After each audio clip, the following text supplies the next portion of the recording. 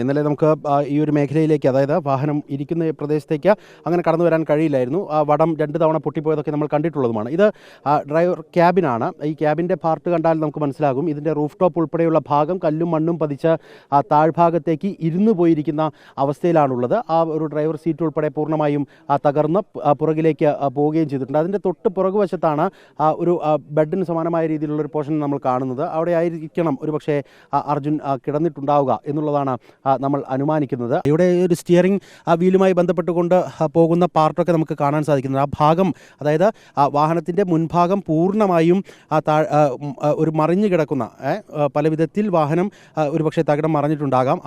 ആ സമയത്ത് തന്നെ പൂർണ്ണമായും അമർന്നുപോയ, ചളുങ്ങിപ്പോയ നിലയിലാണ് ഉള്ളത്. നേരത്തെ നമ്മൾ പല വിധത്തിൽ ചില അനുമാനങ്ങളിലേക്ക് എത്തിയിട്ടുണ്ടായിരുന്നു. ഈ ഒരു ക്യാബിൻ പാർട്ട് അങ്ങനെ കണ്ട് തകരാൻ സാധ്യതയില്ല എന്നുള്ള നിലയ്ക്ക്. പക്ഷേ അങ്ങനെയല്ല, പൂർണ്ണമായും അത് തകർന്നു പോയിട്ടുണ്ട്. ഡീസൽ ടാങ്കിൻ്റെ ഭാഗവുമായി ബന്ധപ്പെട്ടുകൊണ്ട് നോക്കുകയാണെങ്കിലും അതും പൂർണ്ണമായും ചളുങ്ങിപ്പോയ അവസ്ഥയിലാണുള്ളത്. ഈ ചേസിലേക്ക് കൂടി പോകാൻ പറ്റും. ഈ ചേസ് കണ്ടാൽ നമുക്ക് മനസ്സിലാകും. നേരത്തെ മറ്റു വാഹനങ്ങളൊക്കെ കിട്ടുമ്പോൾ പൂർണ്ണമായും ആ വാഹനത്തിൻ്റെ ചേസുകളൊക്കെ നമുക്ക് കണ്ടെത്താൻ കഴിയുന്ന സാഹചര്യം ഉണ്ടായിട്ടില്ല. അതിനപ്പുറത്തേക്ക് ബോഡി പാർട്ടുകൾ തന്നെ പല വിധത്തിൽ ഛിന്ന ഭിന്നമായി പോയ നിലയിലാണ് പലയിടങ്ങളിൽ നിന്ന് നമുക്ക് കണ്ടെത്താൻ സാധിച്ചിരിക്കുന്നത്. പക്ഷേ ഈ ഒരു ചേസ് കണ്ടാൽ അറിയും കൃത്യമായി തന്നെ അതിൻ്റെ ലീവ് സെറ്റ് ഉൾപ്പെടെയുള്ള ഭാഗങ്ങളൊക്കെ നമുക്ക് കാണാൻ സാധിക്കുന്നുണ്ട്. ടയർ ഉൾപ്പെടെയുള്ള ഭാഗങ്ങൾ കാണാൻ സാധിക്കുന്നുണ്ട്. ഏറ്റവും പുറകിലത്തെ വീലിലേക്ക് നോക്കുമ്പോൾ ആ ടയർ പൂർണ്ണമായും പൊട്ടി തകർന്നു പോയിട്ടുണ്ട് എന്നുള്ളത് കൂടി നമുക്ക് ഈ ദൃശ്യത്തിൽ കാണാം.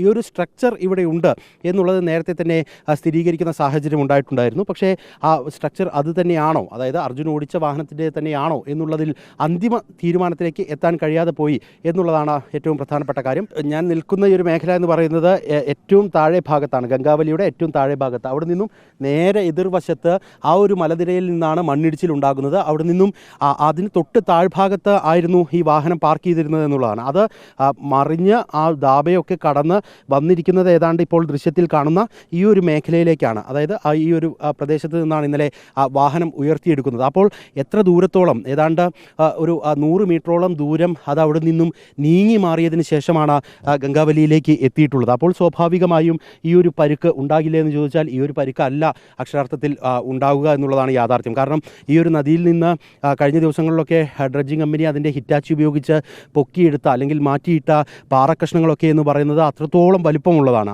അത്തരത്തിലുള്ള പാറക്കഷ്ണം പതിച്ചു കഴിഞ്ഞാൽ സ്വാഭാവികമായും ഈ താരതമ്യേന കനം കുറഞ്ഞിട്ടുള്ള ബോഡി പാർട്ടുകളൊക്കെ തന്നെ നശിക്കുമെന്ന കാര്യത്തിലും തർക്കമില്ല. നമുക്കിപ്പോൾ ഈ ഒരു ഭാഗം തന്നെ പരിശോധിച്ചാൽ മനസ്സിലാവും. അത്രയധികം സ്ട്രോങ്ങസ്റ്റ് പോർഷൻ എന്ന് നമുക്കിതിനെ പറയാൻ സാധിക്കില്ല. അതേസമയം ആ ചേസിൻ്റെ ഭാഗങ്ങളൊക്കെ വളരെ ഹാർഡാണ്. അതിലേക്ക് അത്രയധികം ലോഡ് വരുന്നതാണ്. അതുകൊണ്ട് തന്നെ ആ നിലയ്ക്കുള്ള ഒരു മേക്ക് തന്നെയാണുള്ളത്.